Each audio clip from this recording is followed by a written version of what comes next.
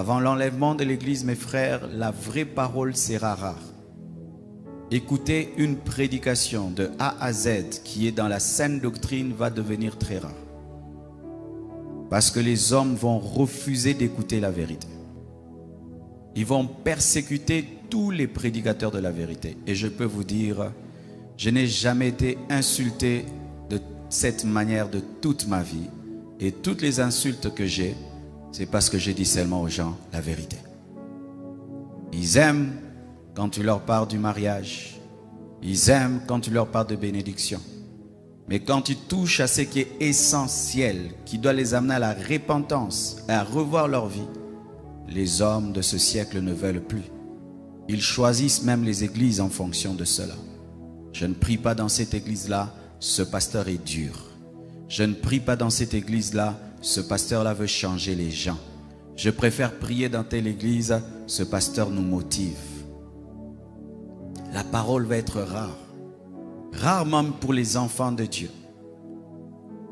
Les vrais enfants de Dieu chercheront à écouter la vraie parole. Elle va devenir rare. Que Dieu te fasse grâce, toi qui enseignes, d'être parmi les raretés, les personnes dans lesquelles on trouvera encore l'évangile pur. Il y aura des églises, mais sans la parole de Dieu. Et les enfants de Dieu iront et resteront à leur fin. C'est vrai, j'ai entendu quelqu'un parler, mais il n'a pas parlé de la part de Dieu. Il a ouvert la Bible, mais il n'a pas parlé de la Bible. Ce phénomène va y aller croissant. Des gens qui ouvriront la Bible sans parler de la Bible. Des gens qui parleront de Jésus sans parler de Jésus. Des gens qui commenceront des églises, mais pas pour dire la vérité. Et les hommes, de même, iront à l'église, mais pas pour écouter la parole de Dieu.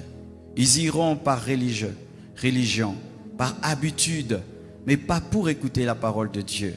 Ils demanderont même à leur pasteur de ne plus inviter tel orateur et tel orateur parce qu'il est dur. J'ai prêché hier quelque part.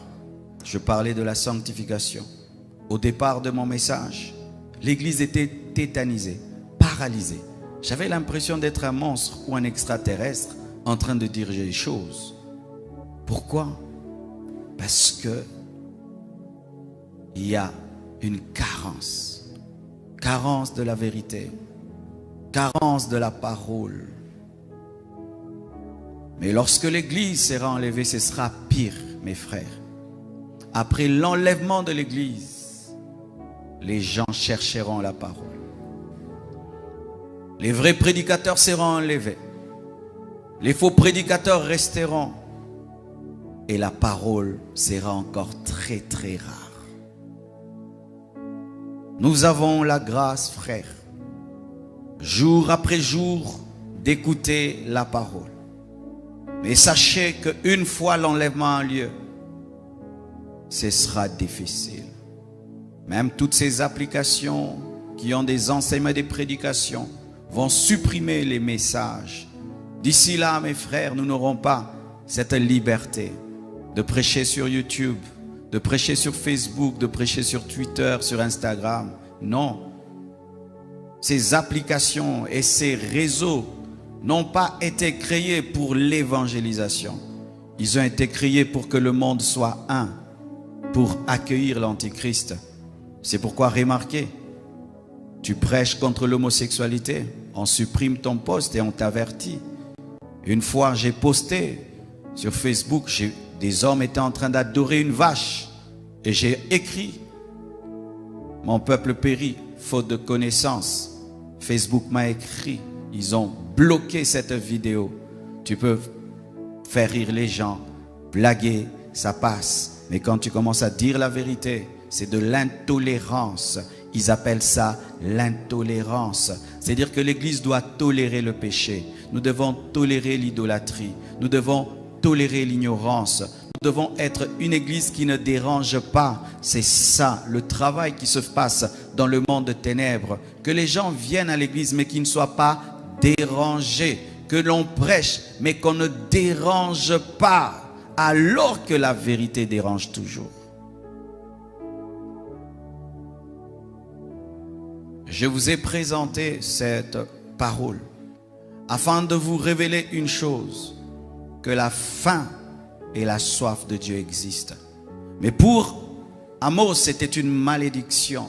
C'était une malédiction où Dieu se retirait de son peuple, abandonnait son peuple, refusait de lui parler pendant un temps. Mais aussi, dans la nouvelle alliance, nous pouvons avoir cette soif. Pas comme une malédiction. Nous pouvons avoir cette faim. Pas comme une malédiction, mais au contraire, comme une bénédiction. C'est-à-dire que tu as la parole, mais tu la cherches comme si tu ne l'as pas. Tu as la présence de Dieu, mais tu la recherches comme si tu ne l'as pas. Ne tombez jamais dans la satisfaction. Ne pensez jamais être arrivé dans les choses de Dieu. Ne priez jamais comme si vous connaissez tout et comme si vous avez tout. Ne vous tenez jamais face à la parole de Dieu comme si vous la connaissez à 100%. Une fois que la faim de Dieu te quitte, la soif de Dieu te quitte, tu vas commencer à mourir à petit feu. Et c'est ça qui est en train d'arriver à l'église de temps de la faim. Une perte de la soif de Dieu. Une perte de la faim de Dieu. Rien qu'à voir comment les gens se préparent avant de venir à l'église. Ils ne prient pas, ils viennent à l'église. Ils ne participent même pas à l'adoration. Ils ne participent pas à la louange. Il est assis là comme si on l'avait puni. Tu as même besoin de lui dire qu'est-ce que tu es venu faire. Incapable d'ouvrir sa bouche dans le temple. Je dis toujours, si quelqu'un ne sait pas prier dans le temple, comment il prie à la maison?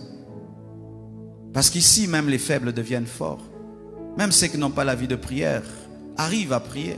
Mais si toi, tu quittes chez toi à la maison jusqu'ici, tu n'arrives même pas à ouvrir ta bouche. Tu n'arrives même pas à lever tes mains. Est-ce que tu les lèves à la maison chez toi? Mais quand même, tu es venu. C'est ça l'église des temps de la fin.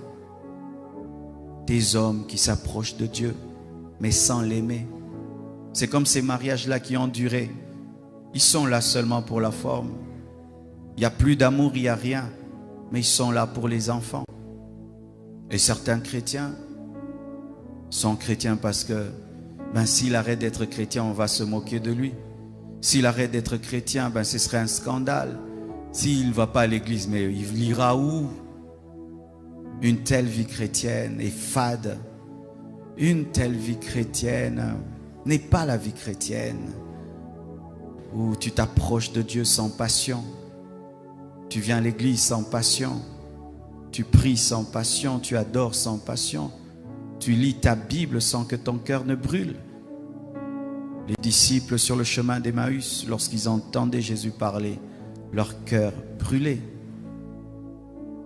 Vos cœurs brûlent-ils encore quand vous écoutez la parole, quand vous lisez la Bible?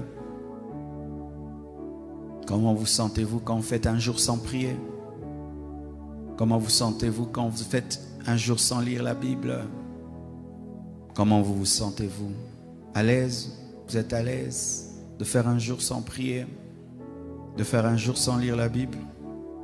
Trouvez-vous le sommeil quand vous n'avez pas prié? Si vous trouvez le sommeil, vous n'êtes pas normaux. Si vous vous sentez à l'aise quand vous avez fait un jour sans lire la Bible, vous n'êtes pas normaux.